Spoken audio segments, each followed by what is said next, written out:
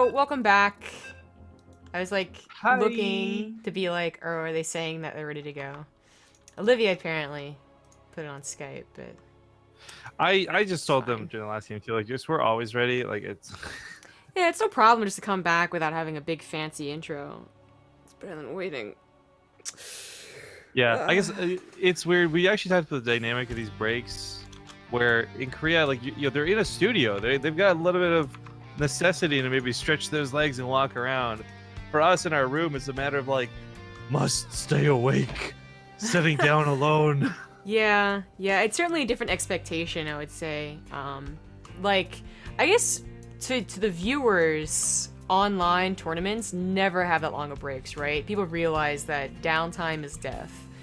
But for people who do like studio casting, it's like downtime is a necessity. And then you just kind of have to get used to not doing it if you're doing it online. Swap people out. Yeah, exactly. Swap people out. Swap computers out too for the players and whatnot. But like online, nah, man, that doesn't exactly fly in the same way. But deal with it. Let's talk about these sick semifinals, Zombie Grub. Are they Holy cow. sick? Are they so sick? They're making me all like GuMiho because I'm so sick. Okay, that was okay. It's a stretch. There's the Fantastic Four, Captain Fantastic, a bit of a stretch. You know what I'm saying? In the top left, in this best of 3 semifinal, it is the blue Terran, GuMiho. And his opponent in the bottom right, actually not the first time seen him in the Olimoleague, but does show up very, very rarely, like a shiny Pokemon. It's gonna be soO. The Galaxy. What is with his clan? It's the Galaxy. Okay. Alright. So soO has been streaming lately.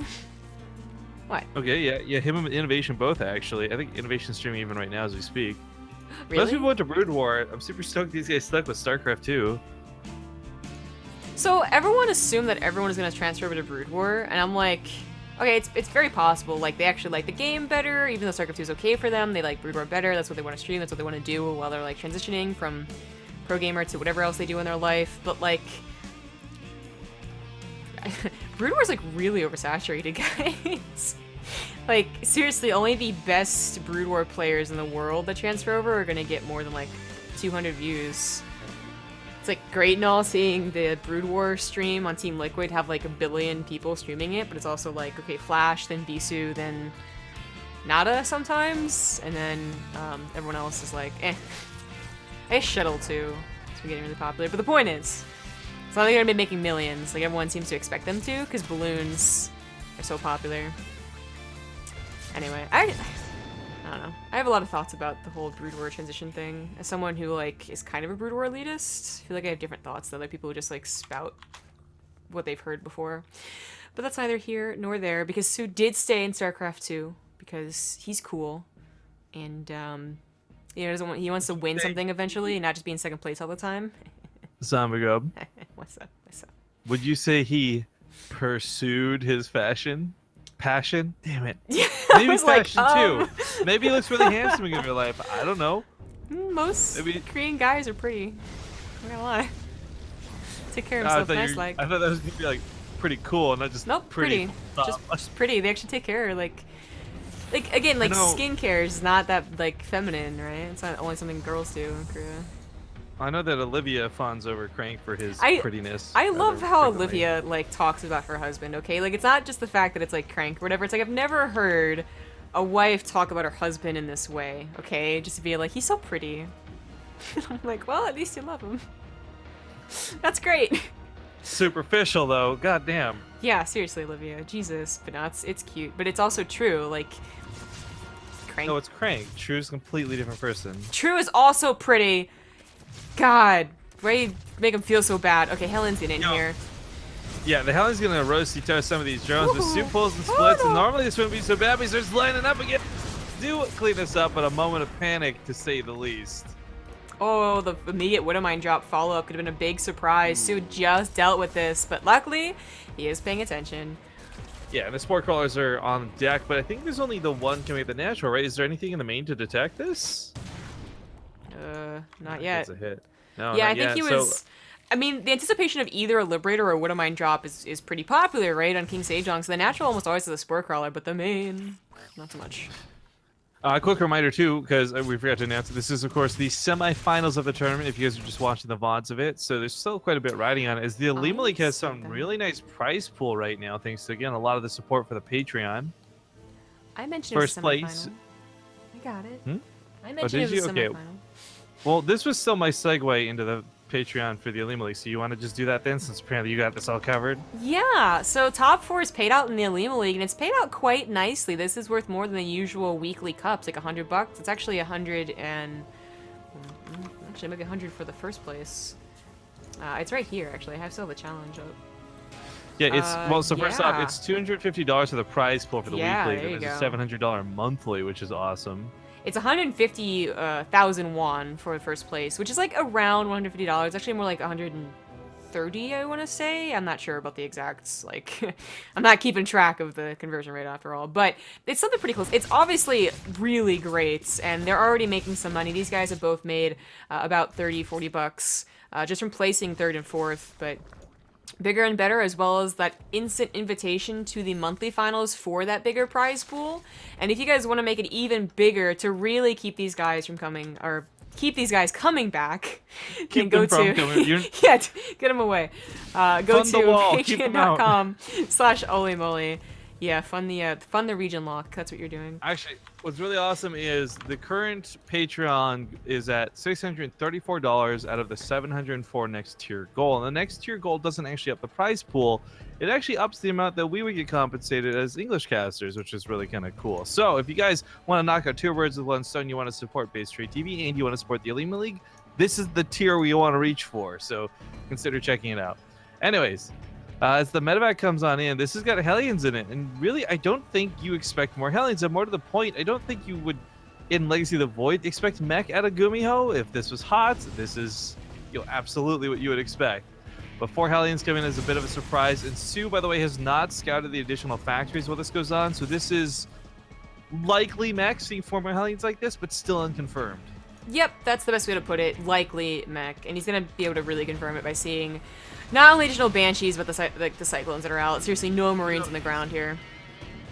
This is a really weird situation, though, because Cyclones and Liberators are both, the Legacy exclusive units, and they're both actually pretty good at dealing with mutas. Whereas in the past, if you actually got here against a mech player at this time with mutas, it was almost GG status. It was hard, for sure, to deal with it, but this is not nearly as difficult. I mean, it still could be a potential surprise, like who goes for quick mutas anymore in Legacy of the Void, but that was perfectly dealt with, pretty much. These Hellbats are having a bit of trouble, though, as they do transform into Hellbats. They're a little bit more difficult to take on with just the Lings. We do have the Hellions and the Cyclones moving out here. This is dangerous, because even though you dealt with the initial Mutalist, you don't know that they aren't getting 10 more, and 10 more, with a decent magic box on top of the Liberators, might actually clean this up, like 20 mutas might actually clean this up. That's not what soO did. soO does counterattack at some SCVs over there, but he went for Roaches and Hydras behind this. Actually, the Liberators go back home initially to try and deal with this. Oh, no cancel from those Banshees in the hatchery. Nicely done there from GuMiho. But either way, I guess GuMiho's pushed back. Lose refinery, there we go. And soO can replace that, luckily. Like, he's not exactly starving for minerals. It's pretty early on in the game. Would love to have saved it, canceled it, whatever, but the game will continue. And now we're on to tanks. Everyone's using the Roach skin. Thank you very much. No, you. Catchphrase. Wait a minute. Does Reinhardt have a thank you very much line? I don't know, but now I wish he did. Yeah, exactly. I'm surprised he doesn't. Well, those roaches are just, they look so huge. They're spiky. They clean up the Hellions. So this is important, though, that GuMiho is transitioning over to tanks and not, just staying on Cyclone. It's something that you do have to keep track of as a player. What exactly does the composition look like? Is it mass air? Is it mass siege tank Hellion? Is it mass Cyclone? You can respond differently with, compositions, but also just how you take engagements, depending on the choice from the mech player. GuMiho sending the Liberators out, feeling pretty confident here. I don't know if he knows about the Hydralisks, however. Where's that Hydrosan? There it is. He has not gotten back into the main base to see much of anything. He doesn't even know that the hive is already done. So his Liberators could have been abducted without him even expecting it. Well, I guess we've seen some attempts at mech, right? And the general consensus, I think, is still the same as it was in HOTS, where if you get a chance to build up that army to like that maxed out amount, oh, Sue's got the roach skin, by the way. Nice. If you get a chance to get that army maxed out and good to go, then yeah, GuMiho's going to look fan-freaking-tastic. But it is all about the fact that Sue's going to have, or should have had, excuse me, the opportunity to really punish him before that was the case. But here we are. GuMiho's almost maxed out, and this gets Danger Zone territory for the Zerg player. Danger Zone. The Banshees don't do anything. Ideally, they would have at least kept the army out of position, but they didn't really do that either. The Vipers are out, and that's kind of gonna... I mean, GuMiho being maxed out is scarier, right? But Vipers being out, I think, is scarier. See what the Liberators can do. There's a lot of them, even though there's Hydralisks, so as long as some of them get sieged up, they're gonna add a lot of damage here. Going for Abducts as opposed to Blinding Clouds. The Liberators are too good in this situation, combined with the tank fire. Demolished on that ground fight. The army supplies remain somewhat consistent, but I'd say Sue's the one who came out with much worse losses from this. And those Vipers, they've got to go consume. They can't contribute anything for a couple of seconds. I really don't know about taking the fight like that. I think either a more calm approach with the Abducts or going for the Blinding Clouds. That kind of seems to be what the difference is about which one you use. If you're poking, prodding, chipping away the mech player, you use Abducts. Take away a Liberator one at a time. If you're actually going for like a main fight, trying to get a good concave and, you know, demolish the army, then you go for Blinding Clouds. So I don't know. I don't know if Sue was gonna... What he expected to happen. Maybe he really was just expecting to take a good enough trade that his remax would be good enough. But I'm not sure it is. Blinding Clouds this time, but this time GuMiho's spread out with his tanks too, and his Liberators and everything. Looks like it'll still be enough. There's not enough Hydras to kill all the Liberators. It's really close. Look at the Queens might be able to follow up and kill him. There we go. But it still ended up being a trade, and Sue does trade, like literally trade army for army here, which usually is going to favor the Zerg player as they're having the bigger bank, and he still does. Okay, so things are still kind of working out, but it's not, I feel, as comfortable as Sue might want it to be. I don't know what GuMiho is feeling, of course, either. I mean, he's probably not too comfortable being sub 150. Usually mech players aren't. But it's not... No one's really on the ropes quite yet. The game will go on. I didn't realize that their upgrades, by the way, were, like, even at that time, too. Perfectly even. Sue on 4 bases, GuMiho on 4 bases. Sue's actually not taking quite a good a trade. But yeah, I was gonna say, VODs, it's the same guy. VODs are on YouTube for the Olimoleague, for the Corsair Cup, for whatever we do on this channel pretty quickly. Sometimes Joey, like, takes a day or two, longer than usual. Yeah, but... actually, so I do want to jump in on this. The guy said, sorry, for context of those watching the VOD, someone's complaining that, like, you know, I love supporting both BaseTradeTV and the Olimoleague. I just hate that I have to subscribe for VODs on Twitch. But the thing is, the response was, okay, well, they go on YouTube. And he says, yeah, usually 2 days later. That's not actually the case. I would say, on average, Joey has VODs up on YouTube 8 to 12 hours after the broadcast. So, yeah, as you say, there are some times it takes longer. Absolutely. But on average, they're up really quick. Mm-hmm. And my unfortunate thing, I hate being a bad guy about it, but if that's not good enough, well, too fucking bad. Subscribe to the channel. There you go. Easy peasy. Yeah. And that's not to alienate this one guy. That's a general statement. Sorry. I want to make that very clear. I'm not trying to peg. That's why I didn't mention the name in this shout out, because I didn't want to make it feel like we're bullying. But it is something where, I don't know, it's perfectly... I really can't see a problem with it. So I can't play devil's advocate against myself on this one.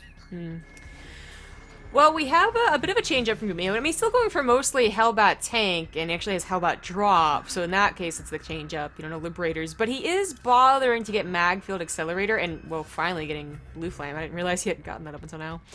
But the problem is, of course, that it is more about the air as the game goes on, as Sue gets more Broodlords. You know, that just has to be something that is to be expected if the game goes on for a certain amount of time. GuMiho does, I think, want another starport because of that. He's still only at 1. Yeah, and by the way, the topic of Sue's roaches are coming up in terms of skins. First off, these are skins that everyone sees. These aren't actually observer-only skins like we've had in the past. And these are also not banned. Like, some tournaments do say no link skins, they look too complicated, no any skins. But the Olimoleague, as far as I know, doesn't have rules against that. And I actually think they look really cool. Roach skins are definitely my favorite of the ones that came out in this first batch. And as Ducks come in, the Vikings don't quite get the shots off on the Broodlords that they want. One goes down, but GuMiho's anti-air is lacking. There's no Thors to use some range. The Viking count's minimal. He's actually fully forced to retreat off of this, despite having an amazing ground army. Yeah. 19 drones went down somewhere, but Su's still at 69, not too worried. Rebuilding mostly roaches here, worried about the Blue Flame Hellion drops because they were on top of the Hydras, Hellbats rather. And that worked out pretty damn well. Unfortunately, still not much to clean up these Broodlords. No point in abducting, something to kill those. It's a little awkward. So all of his air is going to go down. He's trying to remax, but so far it's only on roaches. Now a couple of corruptors, but literally a couple. Does Su have a larva problem here? He does. I think the immediate reaction is, of course, to go for the roaches because there's a lot of tanks left over, but probably could have started his follow-up Broodlords a little bit faster, too. Now that GuMiho realizes Broodlord's already on the way, he is building more Vikings. Never had a second starport, which is worrying. It's always going to be worrying, because of course as the Zerg player, you not only have usually like a bigger bank and a bigger remax, you also have these tech transitions that sometimes the Terran has a very difficult time catching up with. But Su's not really taking advantage of that. Again, only like a finite amount of Broodlords. I'm not saying he's doing it wrong. Like, I think that 15 Broodlords could be scary too, especially when you consider like comboing Fungals and Abducts and Parasitic Bomb on top of those. He's probably thinking of, yeah, like I need a ground army to, as well as Broodlords, and just the style that he wants to play. I don't know, I would actually like to see him try and go for mass Broodlords. If he only knew that GuMiho wasn't really prepping for late game air versus air army fights. Like seriously. 2 Vikings at a time, 1 good Fungal, 1 or a couple of good Abducts, and suddenly the Zerg player is totally winning the air war. Now we have starports on the way, so maybe it's too late now. I mean, it's without question Zerg have the tools, I think, to have the better air than Terran, and that's why you don't see this go to air mech like it used to. But there was a small period of time where it did, and that was really cool, and I wish it wasn't so hardly destroyed. It's weird that the rock, paper, scissors that is air in this game. Like, okay, Zerg dominates Terran when it comes to anti-air, but then Protoss dominates Zerg. Like, okay. Oh yeah. Does Terran air dominate Protoss air? I don't think so. You know what? Actually, I would agree that it does in some cases. Thinking back on the games where you have the unconventional shit like Lillikadeen warping in on top of Tempest and actually destroying them with warped-in battlecruisers. See, I just don't have the same like experience with that you do. You cast that very first game, late game. Solo. Okay.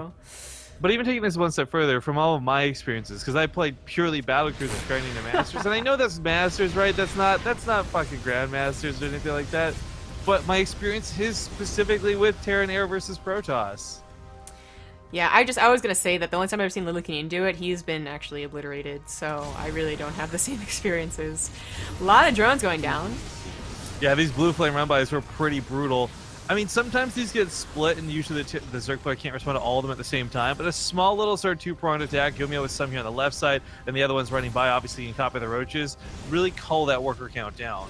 Now, the argument's got to be made, of course, we are approaching like the 20-minute mark in the game.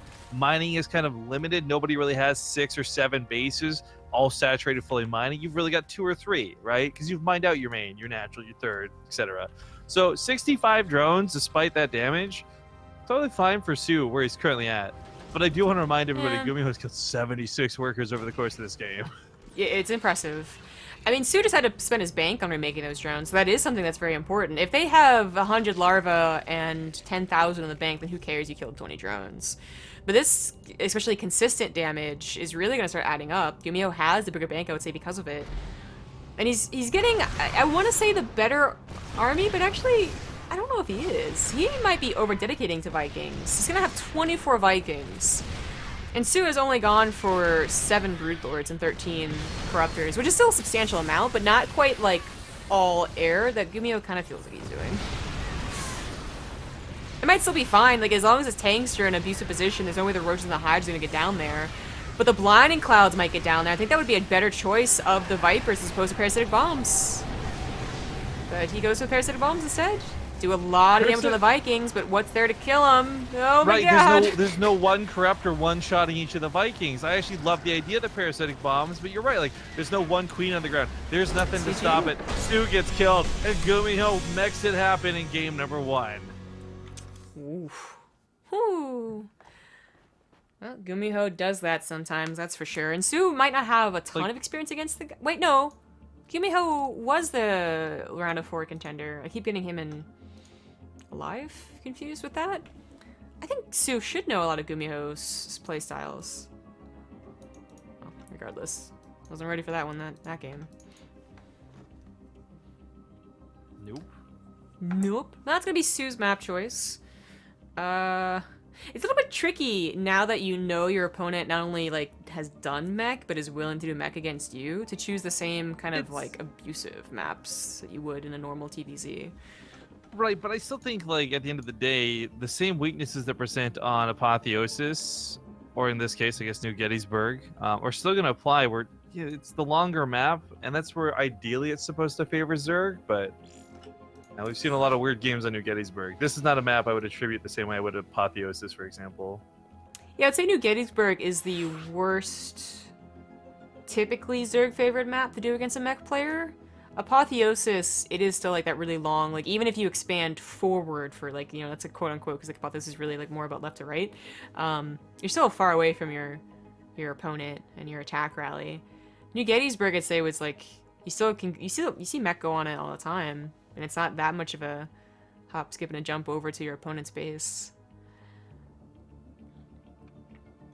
But we'll see if GuMiho even does mech again. Like, you can, definitely on New Gettysburg and Apotheosis. And you can do it on King Sejong, obviously, but it's up to him. He might want to actually try and trick soO into thinking, defaulting that it is mech, and then being like, surprise.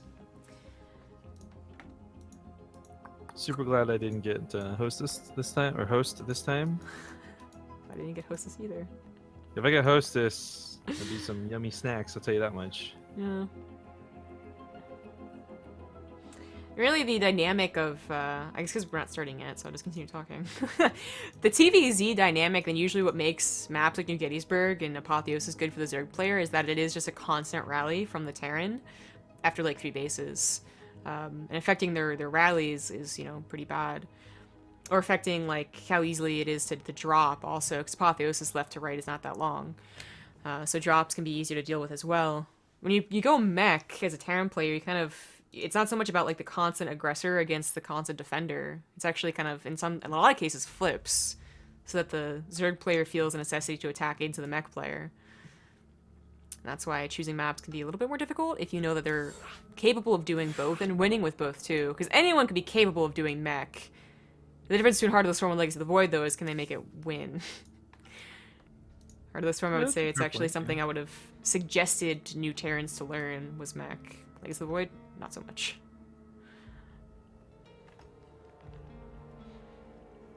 Not sure what the holdup is. Maybe know soO's either. just tabbed out messaging cats, asking for some sweet strats.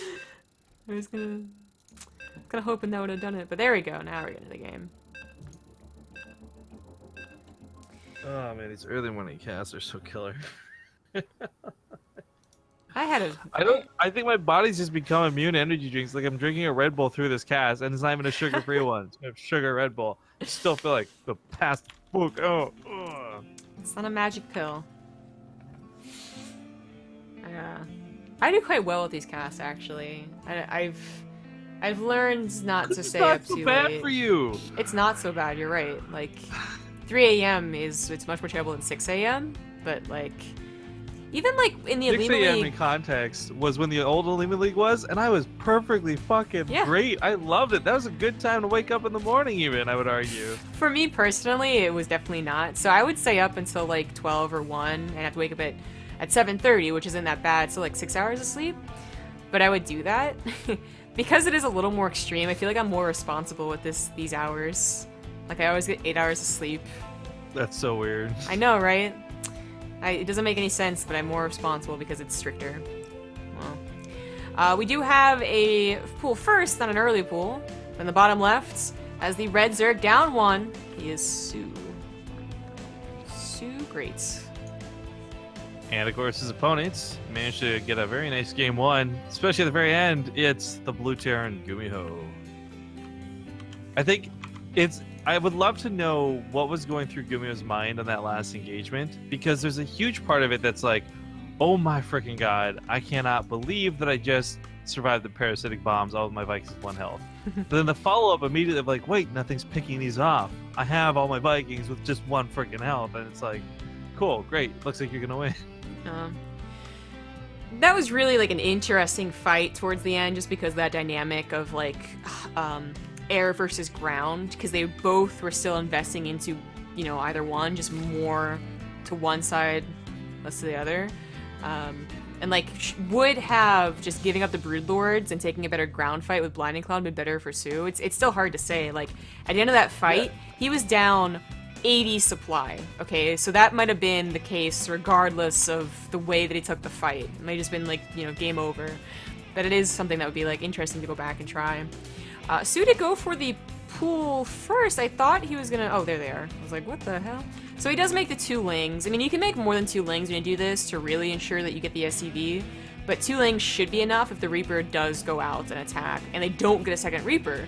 GuMiho's actually getting a second Reaper, and I think that's because this tactic is so popular in New Gettysburg. So the SCV ideally wouldn't have died, actually.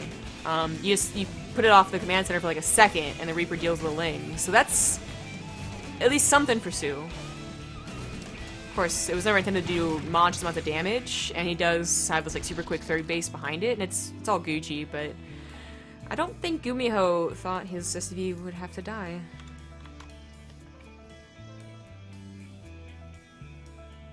Oh, thank you to Ian Chan, by the way. Ian Chan 2003 for the 23-month resub. Never knowing which one to go for with that. Yay. Well, 2 Reapers. I really do believe that the second Reaper was because of the Ling thing that Zergs can do on this map and do, like, I would say like a good 50% of the games. Because otherwise, double Reaper, especially on New Gettysburg, but just in general, doesn't really do a whole lot to Zerg players, you know? Like, if they got queens, they got queens. There's not much more you can do. If they got speed, they got speed. You can't do very much with 2 Reapers. You can do a lot with 4 Reapers, and 6 Reapers, and 10 Reapers, but that 1 extra Reaper is usually not that helpful. Helen's gonna get some scouting here. Just gonna go deep, man. These aren't speedlings, so... Ball, bye. See ya. Not much to scout, you know? If this was a quick lair, that would have been a really nice scout, because that is unusual. But so far it is a... let's say a normal build. soO did skip speed, so that's like what makes it abnormal, but... otherwise a macro build, basically. GuMiho's Banshee is going to get another follow-up scout, really. And is he producing Hellions off of 1? Yeah, no reactor on that factory. I was like, this was weird. Reaper finally goes down. These lasted a lot longer than I thought they would, but that was because you didn't get speed. The Banshee follow-up is anticipated, or was it scouted? Oh, it was scouted. So the Square Crawler's coming down now. Whoopsie daisy. Now the factory's swapping over, and I think that means that GuMiho's gonna... well, I don't know, actually, because he's making Tech Lab in a barracks. We'll see if he sticks on mech or not this game. Banshee goes in the main base. Might be able to pick up a couple of drones. I think mech's gonna be a lot harder to pull off, again, but it's also that same thing where if GuMiho gets to do what he did last game and just kind of turtle up 200, that supply count, then it's perfectly fine. Oh, yeah, yeah. That is kind of the danger. Like, if they know you can go for mech and they scout it early, or they respond to, like, kind of blind counter it, then I already feel like the mech player is actually, like, in a worse position. Not like a game over position, obviously, but, like, surprise mech is the best mech. And it is going to be mech. But, like, soO is not just, like, potentially going to scout this with the Overlord, or just anticipate it coming because of the Hellion Banshee continual production. Like, there's just... he's getting a Roach Warren. Like, he was going to play Roaches anyway. And that's kind of the first step in dealing with mech is generally Roaches. His mutas did a fine job last game, too. I wouldn't contribute that to the loss at all. But they're usually not the immediate response. Really fast Hydralist Den, too. Probably not going to be able to afford too many Hydras right off the bat. Like, he's still lacking gas, of course. But prepping for what is going to be a longer game. Hellions get in here. Again, the drones have to be pulled and split, and split, and split, and split. Speed did finally finish on these Lings, so they can at least help push the Hellions back. Banshee gets in the main base. Actually gonna kill an Extractor, which sounds a little funny, but he does need all 6 gas geysers for what was a very limited gas income earlier on, as he tries to use Hydra. I don't think that was laziness out of GuMiho. I think that was actually intentional and nicely done too. Now he gets out of there, and 7 drones are dead at total. Drone count not so much a worry for this though. What's interesting to see is the Magfeld Accelerator comes out very quickly, and GuMiho investing in this sort of Hellion Cyclone mid game is not a bad thing at all. Obviously, I'm a bigger fan of things like tanks and more static, but the mobility has been proven to be very difficult for a lot of Zerg to deal with. And unless you have things like Abducts or Burrow or things to break the lock on, you're probably not going to do much other than die to those Cyclones. Yeah. This is kind of a neat thing, like the one upset I would say to Mech and Legacy of the Void. You know, there's a ton of reasons to why it's taken so long for people even to use Mech again in Legacy of the Void. Won't go into that. But the one upside is that there's so many variations of Mech now. There's not only ground and air Mech, there's also Cyclone versus Tank Mech. That even if they know you're going for multiple factories, they don't know if you've added on multiple starports or going for Cyclones or tanks from those factories. And soO, like, again, he kind of anticipated the mech. He got the Roach Warren before scouting extra factories. Still hasn't scouted extra factories. He might expect tanks. And again, like, the way that you take a fight on against tanks versus on Cyclones and Hellions can be different, especially if you're surprised by it. More factories on the way. Still putting, like, some Liberators, but more factories on the way. These aren't going to move on a creep. It's not a lot of creep, but it's extended very far out, so still has to scan and clean this up before you can really take a good fight. Upgrades are also much worse this game, to note. Last game I mentioned they were even for most of the game. Here, soO already on to 2-2 before GuMiho gets his +1. Looks like you won't be able to do very much with the Cyclone Hellion, even with the Magfeld Accelerator. Yeah, we got tunneling claws and stuff coming out, which is going to be, I guess, interesting to see how this interacts. This is something, again, it's better versus like tanks, but at least the Burrow will help break the lock-ons, potentially. Tunneling claws also move away.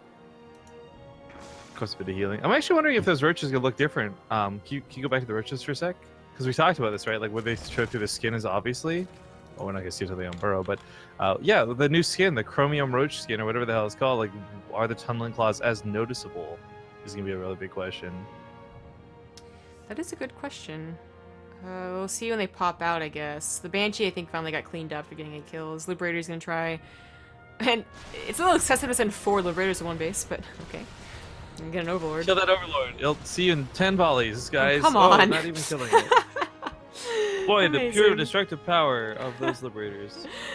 With the Hellion Cyclones take out that base in the top. I don't even think that was cancelled, but wait and see those roaches. I want them down Burrow so bad. I want to see if the spikes are noticeable. There we go. I'd say not really, to be honest. It's gonna be really difficult to kind of... Like, I can see them, but you're kind of like, You're very... looking for them. Exactly, and even then I can barely see them. I'm not even sure what the difference is between the chromium and the spikes. That's unfortunate. Like, it still hasn't changed, like, on their back or whatever. Okay. Well... Scans to make sure he's cleaning this up. I actually like that too, taking all the precautions and not letting anything slip by. A couple roaches did manage to sneak into the bottom right. I'm not sure if GuMiho saw this or not, but might be a little bit irrelevant. We got a pretty big push in the middle of the map. Right. While we were paying attention to the burrowed roaches, his Hellion Cyclone army, I think, got demolished. So, I mean, he was already transitioning out into tanks and more Hellbats. You know, Hellions are not the slowest thing to produce, of course. But... he did take a chunk of his army supply down for a little bit. It was a little scary. Yeah, Cyclones. They've got mid-game all over them. And, okay, kind of dies at the mid-game, and that sucks. But it is Liberators, it is tanks. Like, that's what makes up the late game for Terran. Planetary Fortress is going to hold. Liberators are going to take out the Hydralisk. And, of course, those Blue Flame will clean up anything that sticks around. Yeah, there might be an Abductor or 2 left in this, but honestly, for soO, it's not worth burning on right now. He's moving on to Greater Spire once again back on his side of the map. And this time around, I gotta imagine he looks for a similar way to play that game out, but this time remembers to keep a couple Corruptors. Yeah. Hopefully. He did constantly remax on roaches first, which I think is a fine habit to have, but maybe if he wasn't in such a hurry, he would have gone for more Corruptors. Roaches are finally cleaned up. 3 of those things have been staying around for a long time. Not getting the best kills. Whoa, 84 drones. Didn't realize. Oh my god, you don't have the 90. Okay, well, that's too many drones. It might be too many drones, we'll see.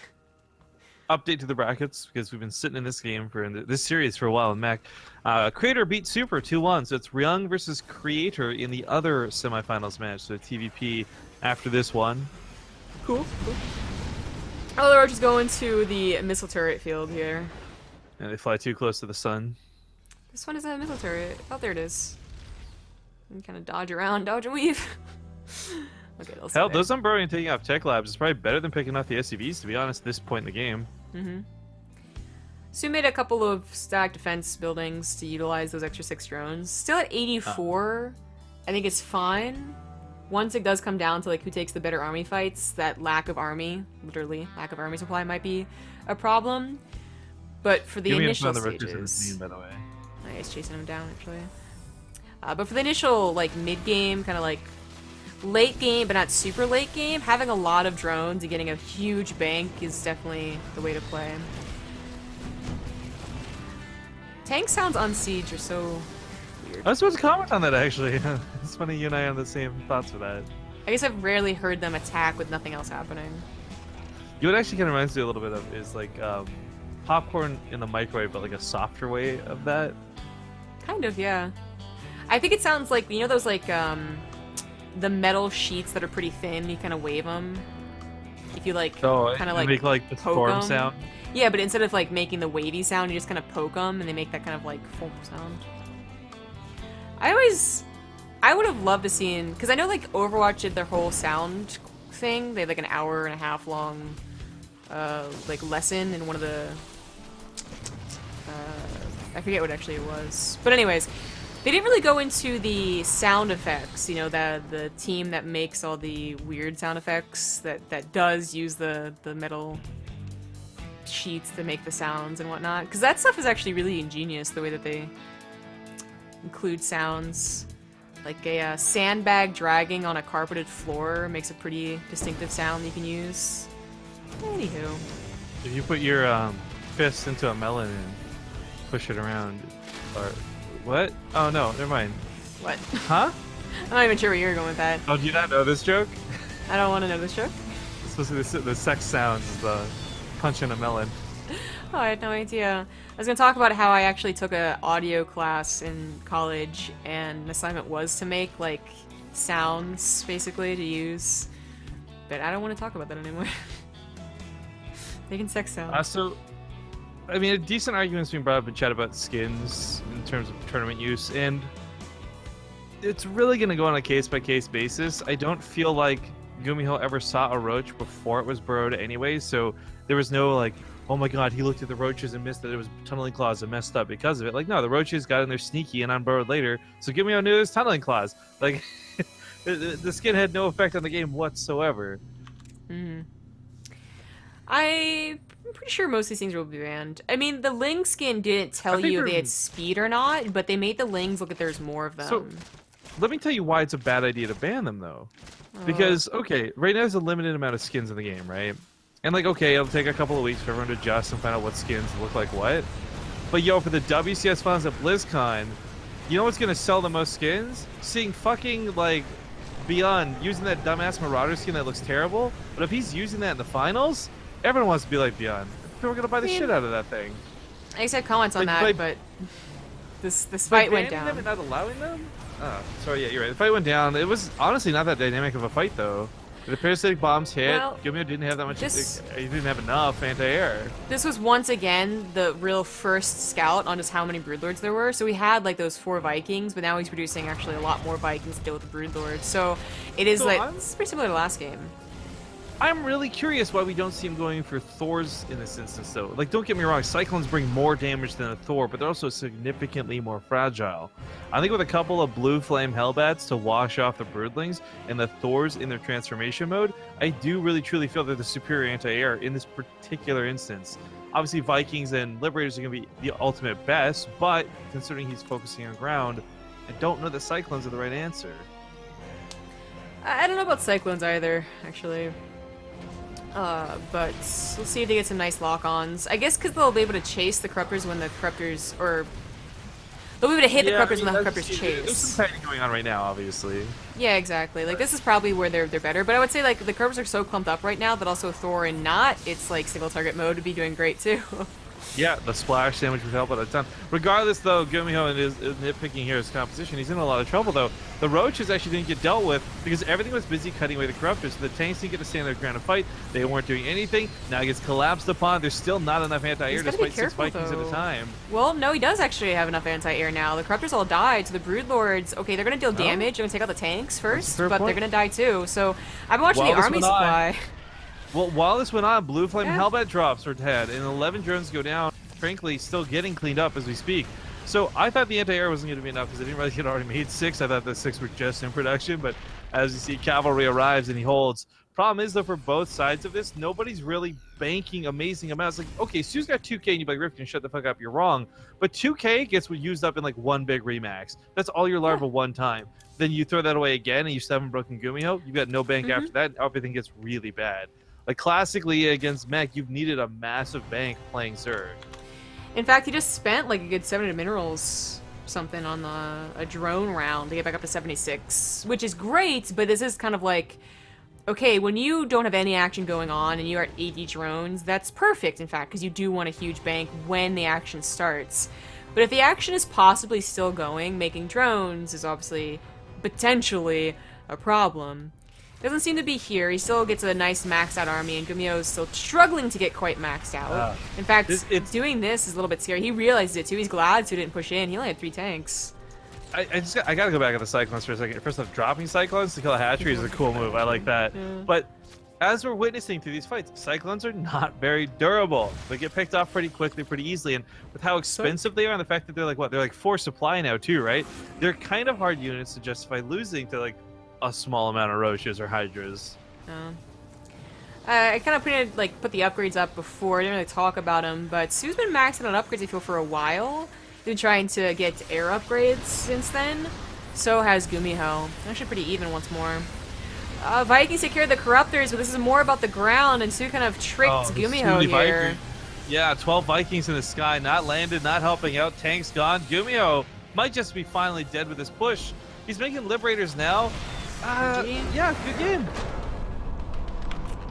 All right, that's gonna tie it up 1-1. I said it first. Well, yeah, you did. You said this was gonna sail us in a small commercial break. Fuck you. We'll see you guys here in 2 minutes. Welcome back, everybody. We are into game number 3. GuMiho's map choice is gonna be Frozen Temple.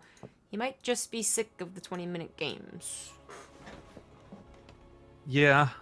Argument might be, though, he still plays mech on it. This is a map where I can totally see his playstyle working out.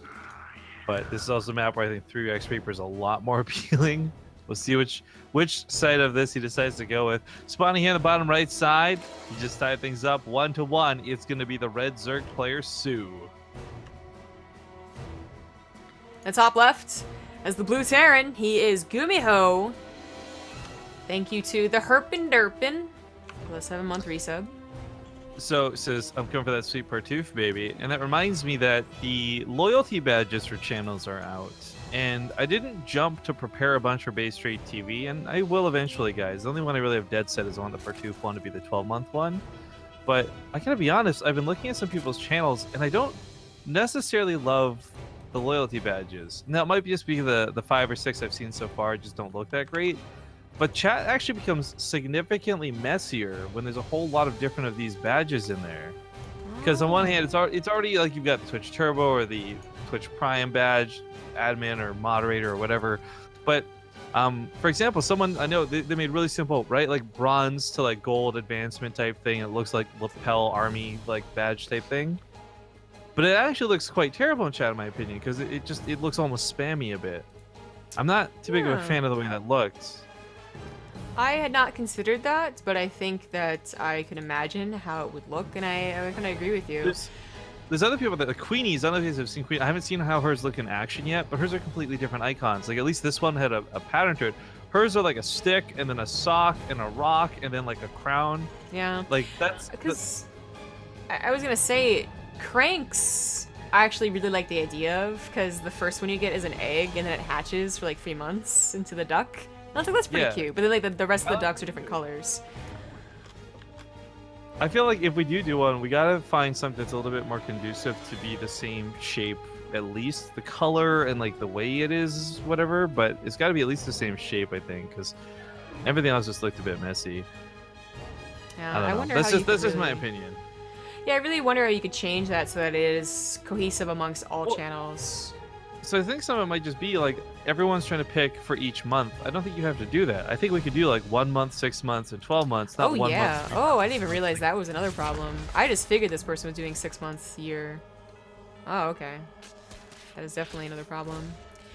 Well, we did not have a 3x Reaper, but we had soO kind of go for not only the Ling here to get the SCV, but also just in preparation for potential of a 3x Reaper. Yeah, I just did that by the way. It goes base badge, so like basically your 1 month, 3 month, 6 month, 1 year, 2 year. I think I would just keep base through 6 month the same. 1 year is Partoof, and then 2 years something really special. Yeah, I would do base 6, 1, 2, and like maybe yearly. I think I would do yearly. Year's long enough. I wouldn't have it. I was just thinking on that. We would have 4-year subs soon-ish, because I think our top is 38. It actually only goes up to 2 years right now, though, because funny enough, there's not that. We got in so late. Leg. We got into the. Oh, it's Olivia. It's all in What is this? Actually, she don't really leaves the games, so that's yeah. I guess maybe why. I was just gonna comment really quick though.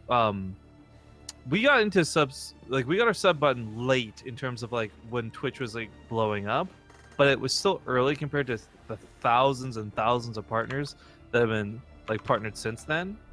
Mm-hmm. So I guess it is not. It's probably more likely that 2 years is the cap for a lot of these channels. There aren't a ton that are gonna have a ton of like 4-year, 3-year subs. Like I think we have 50 people at the 3-year mark, which is phenomenal and crazy. But that's still 50 out of 1,000, right? Like 50 out of how many hundreds of thousands across all of Twitch? Yeah. Anyways, my point of bringing this up, by the way, guys, is if you have any good suggestions, I'm all ears. Tweet them at us, please. Don't write them in Twitch chat. I'm gonna miss it if you do. Tweet it at us. Okay. Luckily the lag didn't come at a point that was too critical, like the drones being the difference of surrounding the Reaper or not. But GuMiho gets out of there and not too much worse for wear. I guess the other thing to note, again, semifinals, game 3, winner goes on to the finals and all that, but the loser still has made at least, and we're going to say $40-ish, because it's all in Korean won is the pricing for this, so 40,000 won. Yeah. $40-ish. Usually take away 3 zeros and you've just about got it, because most of the time it's a 1, it's close to 1-1 ratio if you do that. Korean won. Yeah, it's a 1-1. Oh my god. The Reapers... Okay. Get into the main, cause a bit of chaos. I thought the Hellions were getting a lot more kills, to be honest. 6 kills is still 7? 8? Can you get an 8? Oh my god. Well, he's gonna get something here. Got 9. Excuse up the mining. That's pretty impressive. Do you remember when the initial version of that grenade came out and the workers did not automatically go back to mining? Oh yeah, it was so overpowered. I mean, listen, some Zergs are still overpowered. I'm looking at you, Scarlet. But, they're totally fine. You know she like made a tweet, right? I was just like, yeah. Okay, good. It's like, how is it like a year later the grenade has been changed and stuff? I know normally you're just super BM to Scarlet. I know. I get that. But I had context on this one. Not this time. She still won the damn tournament.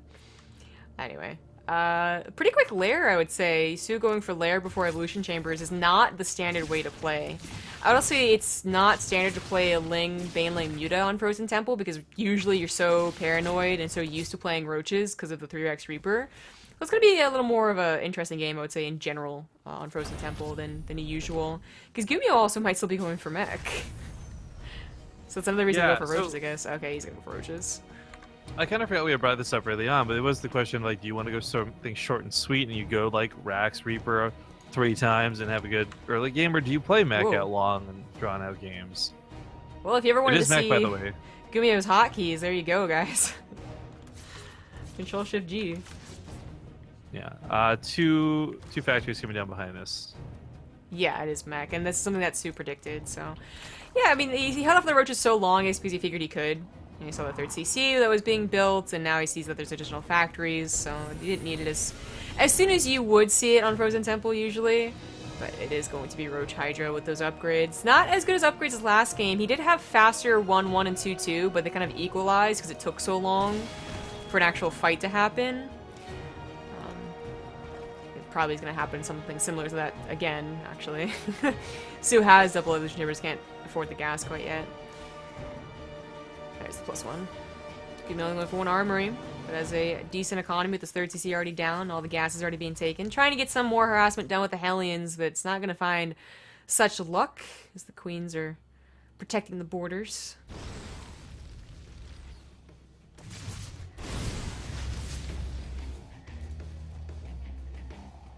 I wonder, people are saying Day 9 has 50-month subs, and that doesn't surprise me. I wonder how long Total Biscuit has them.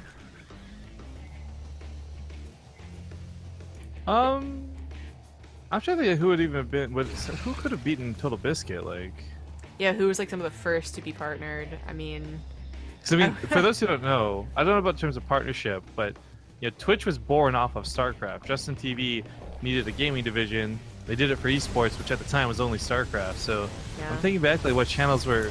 Because it's what I was thinking of. Funny that some of the original StarCraft 2 pros would probably also have the longest sub chains. Like Idra would probably have one of the longest ones, but he doesn't use his channel anymore.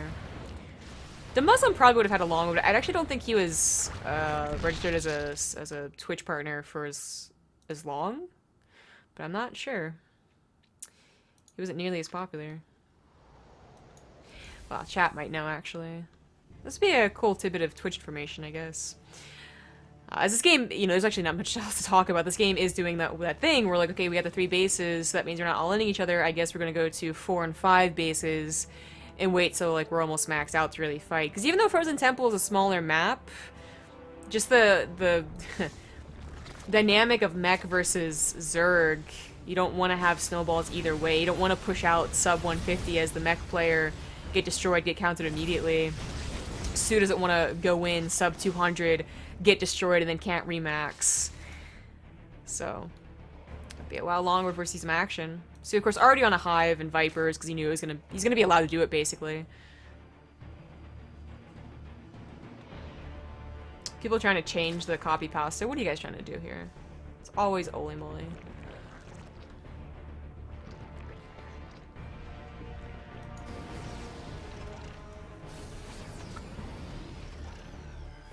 Well, that 5th base is down. Creep spread's getting pretty far out. GuMiho looking more for those drone kills other than creep spread in the beginning. Going for more drone kills with the Hellbats. Another Hellbat drop over here.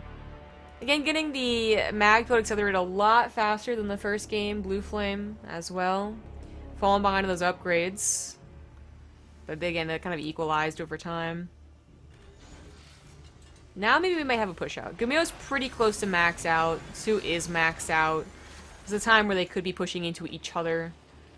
I guess soO might want to wait a little bit longer for a remax. A bank for a remax.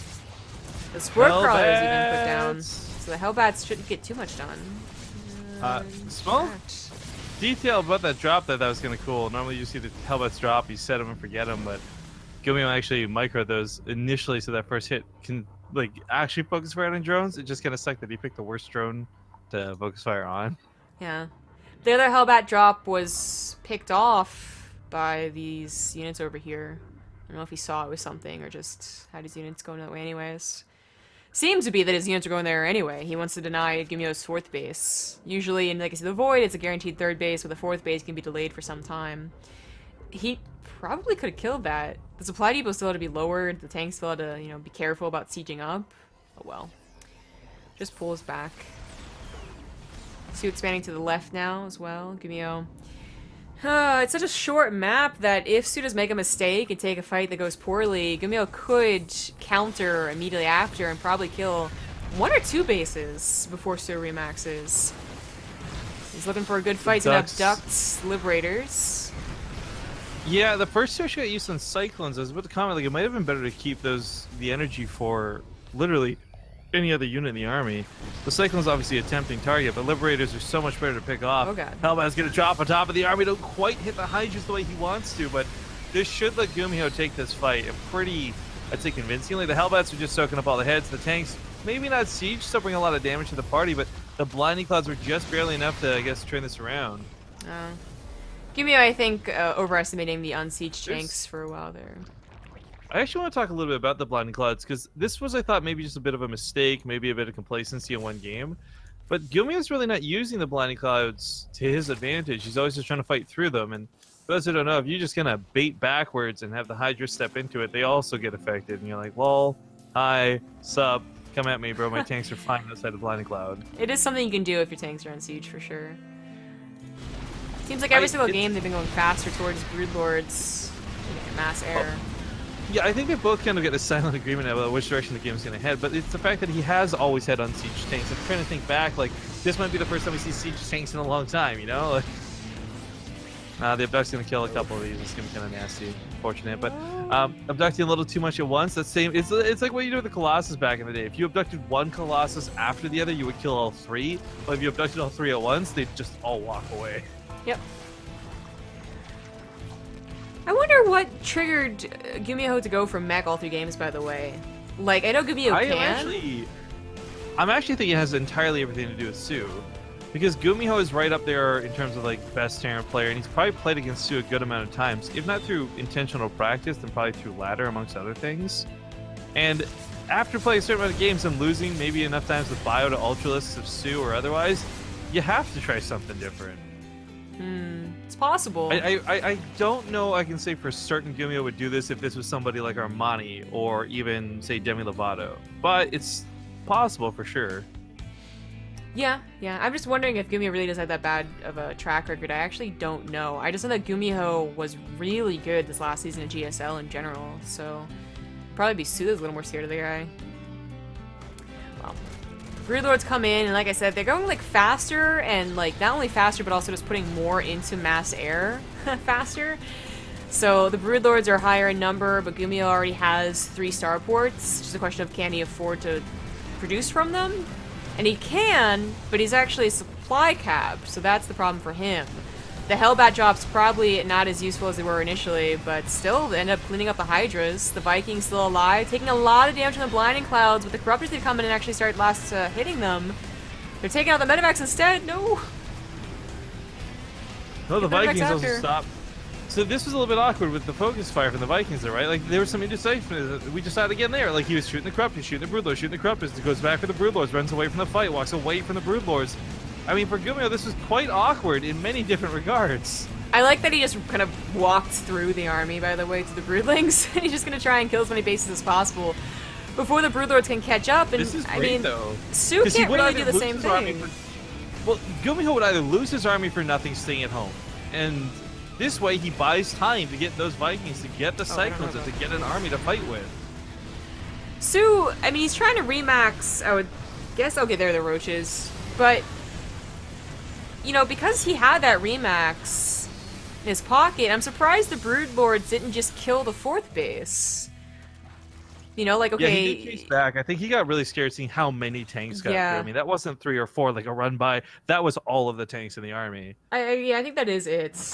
That he was afraid that wouldn't only kill the other, like the base, but kill his reinforcements as they come out. Caustic fucking spray, man. Yeah, well.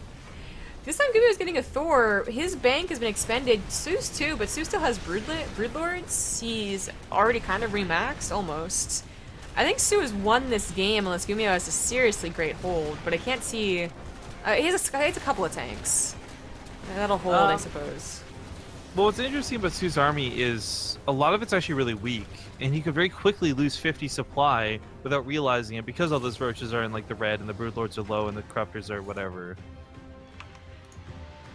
I'm not saying it'll be so simple as that, obviously, but it's one of those things where, okay, yeah, you're 200 supply, but are you really? You're like 200 supply, but everything's almost like dead. As you can see here, the Vikings are sniping off those Corruptors, staying far away from the Hydralisks. GuMiho has been lacking upgrades in air, but so has soO, worth noting. Like, soO's Broodlords don't have melee upgrades for them, and they don't have air upgrades for them. The Corruptors don't have carapace. Like, this is actually a rather naked army when it comes to the sky. Yeah, both of them. This base is absolutely going to get demolished here, especially with the Cyclones picking off even a Corruptor for freebies. The Hellbat's obviously going to catch any drones that run away from this. soO is responding. This is such an important base to have, though.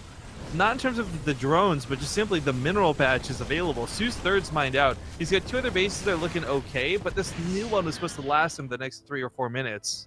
Yeah. It was his fallback base, I would say. This base going down was sometimes even expected because it's so close to your opponent. But these ones down here are supposed to be the consistent, like, okay, I'll just send my drones over to kind of base. And so no longer has 1,200 minerals in the bank. He will have to wait a little bit to replace that, and I think he does want to replace that. Wasn't droning from his 4th for a bit. That might have been because of a drop I missed, or just because he was mining elsewhere first. I'm not sure, but now he is, and his income should be, like, sufficient, like, consistent, sufficient, whatever word you want to use. GuMiho, not so much. GuMiho really is only mining off of this base. This one has 2 mineral patches, 1 mineral patch left over. His orbital, unfortunately, a couple of lings will be able to deny anything that it sends over there. So all these SCVs, basically, once soO recognizes it. Just seeing the move like that's a little bit scary. I know there's no bailings in this game, but still, gotta be a little bit worried. GuMiho does manage to get almost maxed out again, and it seems like he'll be able to get maxed out completely as soO is not moving in to engage him. But it does feel like this is the last army for GuMiho, but maybe not the same for soO. They both are not mining fantastic. It's not like soO has all of the bases. Again, that bottom left was an important base. But I think he, now with 1,000 minerals and maxed out, should be placing the bases down either over here, probably over here, now that he knows that GuMiho is expanded to the left. This means that the planetary is pretty defenseless. 1 blinding cloud and a handful of roaches. Kill all the SCVs. Well, this is exactly what's gonna happen. I mean, soO might lose this base if GuMiho decides to just attack while being attacked, but he could transfer to this base and again make more to the right. I think this is the better move for soO to do. GuMiho's gonna go for the attack. It might turn into a base trade, a counterclockwise base. Well, I guess it depends on who you're cheering for. Clockwise base trade going down here. Change places, basically. GuMiho again checking for the bottom left, sees nothing there, so brings his entire army forward. Oh, the Vikings! Oh no, don't try and do that. JK, JK. I don't think GuMiho can win the air war. At all. Even with his Thors. Well, I do want to see. I want to see how these Thors interact. It's because strictly GuMiho has armor upgrades and soO doesn't have any melee upgrades. He doesn't have anything really from the sky to make these Thors fear the Broodlords, right? Like those Broodlings are gonna tickle these Thors. They got like 3 armor. Broodlings gonna be hitting for like what, 5? Hellbats will clean them off pretty quickly. Honestly, the Roaches and Hydras I think are a bigger threat, in my opinion. But that's again like we'll see how this plays out. I'm really surprised soO let his drones die. That was something I thought he was going to just be like, later. Like, I realized where this is going. And he would just expand, but he went down to 24 and just rebuilt that. He still has a bank, so I guess it's not too problematic, but I think this could have been saved. So now I'm going to take this upper right base. GuMiho has scouting on it, though. I think that would be worthwhile to snipe that barracks if this does feel like it's going to get into desperate, like, last base type of game. And the way that they've been coordinating their attack seems to be that it'll eventually just go into a base race.